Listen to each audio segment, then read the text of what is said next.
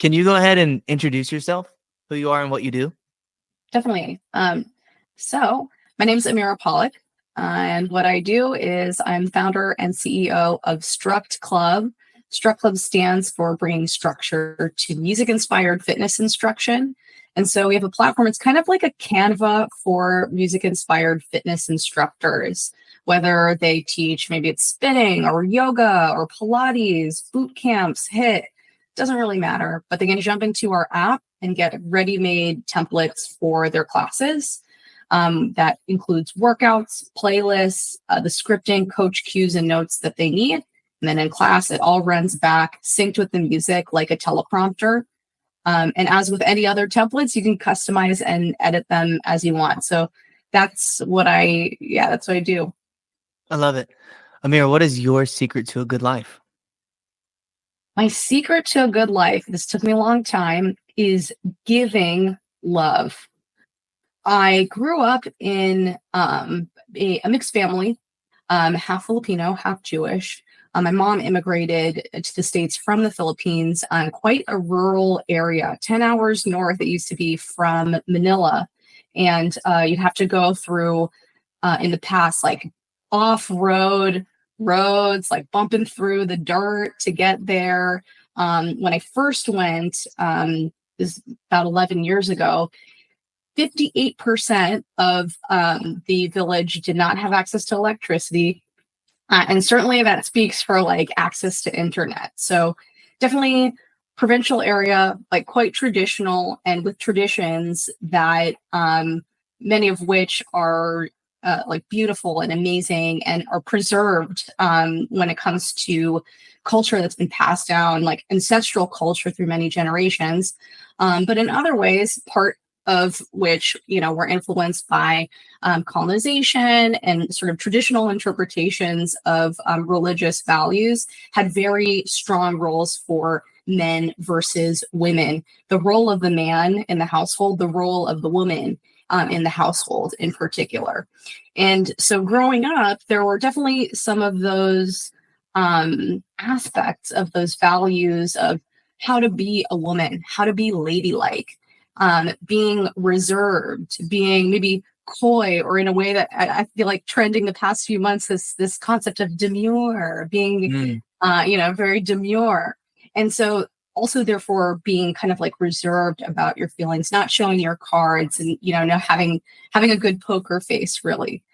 But with that, as you can sort of potentially expect over time, it can also deter people from feeling connected to you. They don't really know how to read you or to, find that point of relationship at a deeper level. And really, for me, it's those relationships, like deep, loving relationships with people, enabling, each other, those of us to like connect with one another, to find that joy in life. And it can certainly also be super helpful for business. I find in our most successful partnerships, the conversations are fluid. We're having a great time. We're connecting. And so much of the airtime, we're not even talking about work.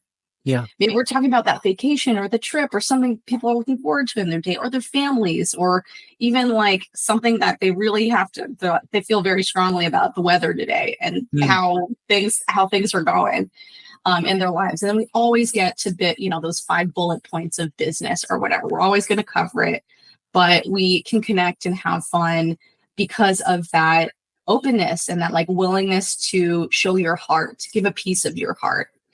I think that is applicable to fitness too. For the best coaches that we have, the most successful ones, their classes are full, sold out. They give a piece of their heart. They're not reserved about their story or willingness to connect with the people who are in class.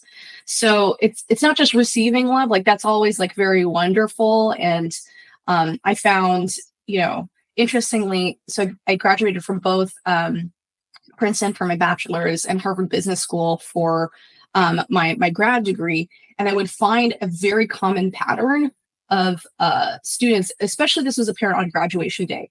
The families would come through, but like just loving families. They're just so proud. And I saw that as like one of their secrets of success. I'm like, I see a pattern here. Mm. All these kids, maybe they're on deep financial aid. Maybe they came from a really poor background. Maybe they came from a really wealthy, but they come, one of the top patterns I saw, they came from loving families. And they would give that big hug back and be, I'm so happy to see you, have that reciprocal relationship there. So it's pretty interesting. Just sharing that from behind the scenes. So you in the Filipino culture, right? And by the way, we have a whole team in the Philippines, and there's my editor is Filipino, and his mom is over there, and she's dying of gallbladder cancer right now. And so we've So mentioned on sorry the for show that. before, we have a GoFundMe. It doesn't take much money, but I'll post it on this show with your permission. Absolutely. Yeah, Yeah. please. So, lots of Philippines culture. I have a jeepney. They gifted me a jeepney, one of the little, it's like a gold one. I have it packed away though, because we're fixing to move. Amazing. So you had that cultural influence on you from a young age. Did you find yourself like developing any of that from your mom? Like, is that how she taught you to be just because that's what she knew? Or did you grow up specifically with a little bit more like, I don't know, was it different? Was it different for you than it would have been for you being raised in the Philippines? I think definitely there's a mix of things. I found that so first of all, my mom was a homemaker when I was growing up. I grew up with two younger sisters, and we were definitely a handful. Yeah. So my mom chose to be a homemaker, and partially as a result of that, but also having my mom's parents live nearby, having a lot of my mom's both like siblings and cousins living nearby, had just a lot of exposure as a child and through those formative years and through those interactions to the Filipino culture and expectations. And there would be actually most of my cousins actually being girls. We had, there were 14 of us growing up and three boys only. Mm. There, was kind of a lot of like training and conditioning, like social programming around, what it means to be ladylike, or if we were being too rambunctious, like, comments like, oh, that's not very ladylike. Or if somebody was being braggadocious, you're like, oh, My being wife had to ladylike is to be humble. my wife had to have sleeves on in the Mormon culture in Utah, and she's got real long legs. So like anytime that she wore shorts of any time, they were like, "Oh, you got to bring your shorts below your knee." So she had that stuff in Utah because of the Mormons. So it sounds like you had a bunch of those little idiosyncrasies that you picked up from the environment that you were raised in. There are definitely, I'm sure many, and we could probably talk about this for hours, many similarities and commonalities and maybe some of these more traditional sides of the culture where there are expectations, generations of expectations for men versus women. Mm. So give us some advice. Giving love, right? I find myself on the camp of side of people who does not say I love you often, but you'll know people who are very cavalier with who they throw their I love yous at. And I have found myself almost offended by those people in the past because that is reserved for something that is like extra special. And so I'm curious for people who may struggle with giving love, maybe they feel like they're not giving it. What's some advice that you would give?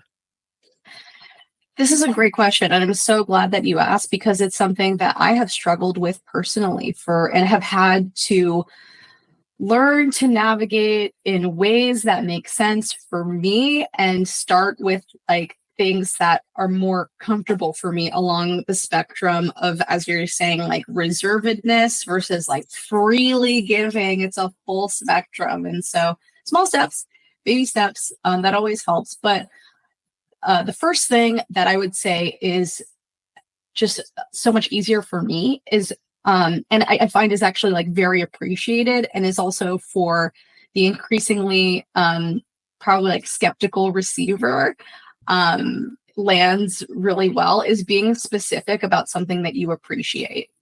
And so, like, man, Eric, I just really appreciated that you were listening so intently to that comment. I felt really heard.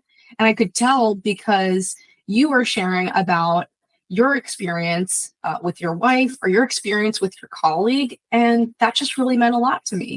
And I don't have to say, oh man, I love you so much, because sometimes that can get bandied and you're like, what does that really mean? But I just gave you, just a little piece of my heart there, being like, that just really resonated with me. It meant a lot to me. And that was really specific. And it also showed I was listening to you and we were engaging on that deeper level. So specificity, just like giving appreciation about, or just something that resonated in your heart about something specific it is that the person across from you did, and acknowledging that is just such a way to develop that love, but also in a way that is believable and for both sides. We've taken a lot of like personality tests and strengths evaluations and culture. The culture index has been one that's been really especially interesting for our organization, because it measures attitudes and beliefs that somebody has. And so when you start looking at people and really understanding where they're coming from the way that they give and receive any type of emotion, whether it be love or even in negative cases, right? Like when they feel attacked. And so started paying attention because I was having friction with this lady that I was working with at a previous agency. And she was my finance person. She was the keeper of the things. I was the salesperson. So you can imagine, right? Like those two personalities are quite different. I realized, because I looked at her culture index, that she speaks as though what she's saying is true. You can count on her to always speak the truth. And she's assuming that you're going to agree with her, that since it's the truth and she always speaks the truth, that we're just going to be able to move past that. And so if I ever said the word but to her about anything, right? It's like, oh yeah, that makes sense. But, and then introduced another concept, immediately that was creating some friction between her and I.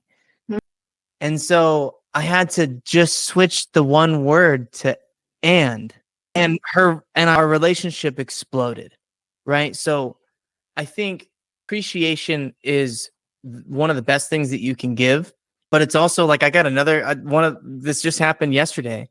One of my guys, one of my salespeople was, it's hard to like push him. He's not the type that's gonna like, he's not going to really like go. He's going to kind of wait. He's going to play his game of like trying to get referral partners and move, a little slow, not as pushy, not as closey. Right.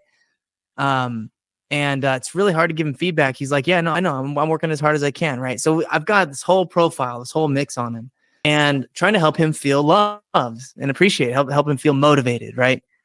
And the CEO gave him a shout out on the company meeting for helping one of the other closers, for like having the intuition, and he applauded him on his intuition to be able to go and like know that he was going to be able to say this stuff to help this person move forward. And afterwards he gave me a call and he was like, dude, I appreciated that so much. That one thing. I was like, yes, dude, you need that. I got plenty of that.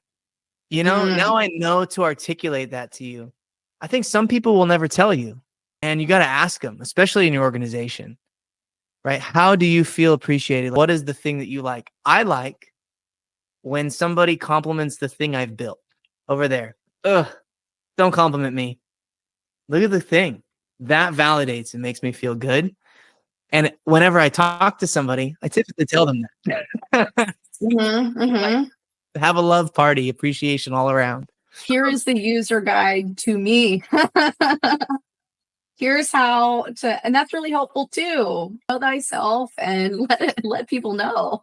So what is your next vision? You've got the company and you've got all this education. What's your grand vision, your chief aim for your life? Gosh, there's still so much to learn. There's so many things to do. I think it's such a big question because I ask myself that all the time as well. There's some of us running around and we're like there are a few Oprahs out there. You got like that singular vision for your life. Like, I know I need to do this and make it happen.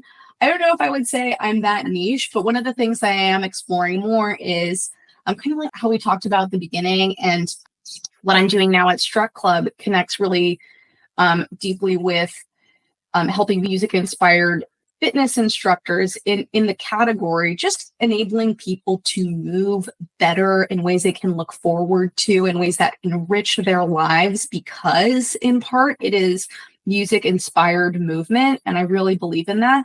I also believe there are, and I'm starting to explore and do more research on many other ways that music can help improve the quality of health, life, and wellness and longevity. And I think it's been since there's just been a proliferation of new research around like neurotransmitters and reactions. It's just kind of like neuroscience and behavioral psychology and reactions to music, both consciously, subconsciously, psychologically, physiologically, and in between. That there's a lot more that we could be, kind of like knowingly, and so many of us connect through music. We just like love music, of course, and we love our favorite artists, and so forth, but may not really know how to like utilize aspects or characteristics of music, like medicine, for example, when it's starting to come out that there are like a variety of attributes and predictable ways that certain elements of music can kind of predictively onset certain types of reactions. And I think it's an amazing topic area. It's really underutilized and has a lot of potential in just improving quality of life and like length of life better for humanity. So just a topic that for anybody who's like out there listening and is interested in jamming on this more, or is involved in different avenues of this, it's a whole ocean that I'm really interested in. Love it. Where can everyone find you? They can find me at Struct Club on Instagram. Just get on it at STRUCTCLUB.